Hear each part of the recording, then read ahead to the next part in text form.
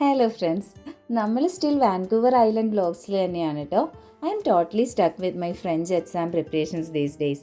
അതാണ് വീഡിയോസൊക്കെ ഇടാൻ ലേറ്റ് ആകുന്നത്. ആരും ചോദിച്ചൊന്നുമില്ല, എന്നാലും ഞാൻ പറയുകയാണ്. ഈ video Nanaimo to Port Alberni long road ട്രിപ്പാണ്. ഇവിടെ നമുക്കൊരു ചെറിയ പണി കിട്ടിയിട്ടോ. ഏകദേശം ഒരു 100 കിലോമീറ്റർ ലോങ് ബ്യൂട്ടിഫുൾ ഡ്രൈവാണിത്. ഒരു 30 കിലോമീറ്റേഴ്സിൽ ഒരു റൈറ്റ് എക്സിറ്റ് ടേൺ എടുക്കണമായിരുന്നു, അതൊന്ന് മിസ്സായി. പക്ഷേ ഹൈവേ ആയതുകൊണ്ട് we cannot take you turn anywhere. ഒരു 30 മിനിറ്റ്സ് ഓപ്പോസിറ്റ് ഡയറക്ഷനിൽ പോയി വേണം ഈ റൂട്ടിലേക്ക് തിരിച്ചു കയറാൻ.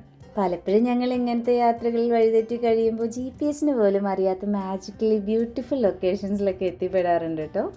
ഒരു വാട്ടർ സ്പ്രിംഗ് കണ്ട സ്ഥലത്ത് ഒരു കുട്ടി കോഫി ബ്രേക്ക് ഒക്കെ എടുത്തിട്ട് നമ്മൾ യാത്ര തുടർന്നു. നമ്മളിപ്പോൾ കാണാൻ പോകുന്നത് പോർട്ട് ആൽബർണിയിലെ ഒരു ചെറിയ മറിഞ്ഞിരിക്കുന്ന അത്ഭുതമാണ്, ഹോൾ ഇൻ ദ വാൾ.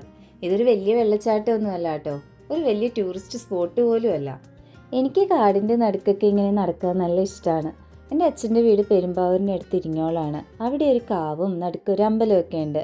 ഇങ്ങനത്തെ ആംബിയൻസ് ഒക്കെ എനിക്ക് നല്ല ഇഷ്ടമാണ്. ഹോൾ ഇൻ ദ വാൾ പേര് കേട്ടാൽ തന്നെ ഒരു കൗതുകം തോന്നുമല്ലേ? പാറക്കെട്ടിനുള്ളിൽ മനുഷ്യൻ നിർമ്മിച്ച ഒരു വൃത്താകൃതിയിലുള്ള തുരങ്കത്തിലൂടെ വെള്ളം ഒഴുകി പുറത്തേക്ക് വരുന്ന സ്ഥലമാണിത്. മുമ്പ് ഇത് വെള്ളം കൊണ്ടുപോകാനുള്ള പൈപ്പ് ലൈൻ സംവിധാനത്തിൻ്റെയൊക്കെ ഭാഗമായിരുന്നു. പിന്നീട് അത് പ്രകൃതിയായി ചേർന്ന് മനോഹരമായൊരു കാഴ്ചയായി മാറിയിട്ടുണ്ട്.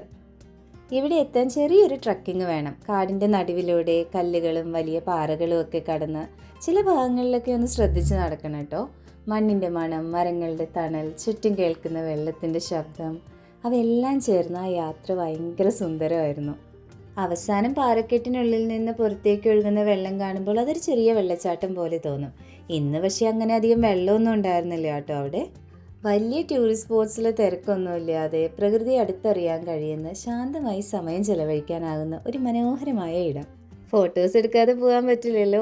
പക്ഷെ ഒരു കാര്യം, എനിക്ക് ഫോട്ടോ പോസുകൾ അത്ര അറിയില്ല എന്നുള്ളതാണ്.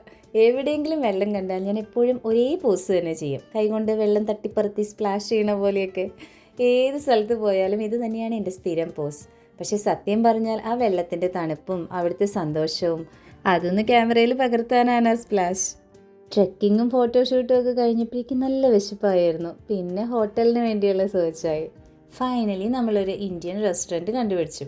അതും പോർട്ട് ആൽബർണിയിലെ വേറെ കുറച്ച് കാഴ്ചകളൊക്കെയായി നമുക്കിനി അടുത്ത വ്ലോഗിൽ കാണാം. ബൈ.